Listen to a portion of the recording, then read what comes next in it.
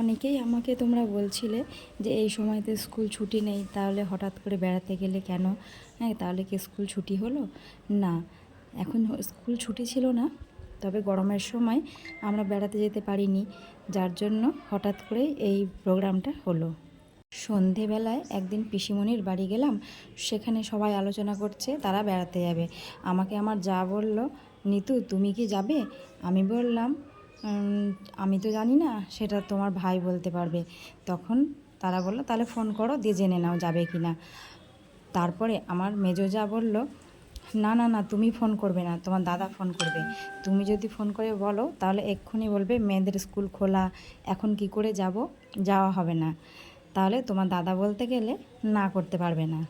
আর যেমন প্ল্যান সেই রকমই কাজ। দাদা ফোন করলো, ভাইকে তো বললো ভাই বেড়াতে যাবি? আমরা 2 দিনের জন্য যাচ্ছি, ফ্রাইডেতে যাব, সানডে বিকেলে চলে আসব। ভাই তখন তো আর কিছু বলল না, বাড়ি এসে আমাকে বলল দাদা বলছে বেড়াতে যেতে, কি করব তাই ভাবছি, দাদাকে তো আর না বলতে পারছি না, যেতেই হবে। তারপরে ফ্রাইডে রাত্রেবেলায় বেরিয়ে গেলাম, আর স্যাটারডে সানডে থেকে রাত্রেবেলায় বাড়ি ফিরে আসলাম। কিন্তু সত্যি সেই 2 দিনের ট্যুরে গিয়ে এত মজা করলাম সবাই মিলে, খুব খুব ভালো লাগলো, এত মজা হয়েছে। দেখো, আমরা এই টেন্টের মধ্যে গিয়েছিলাম, রেস্টুরেন্টটা বেশ ভালোই ছিল, সেখানে খাওয়া দাওয়া তো দারুণ।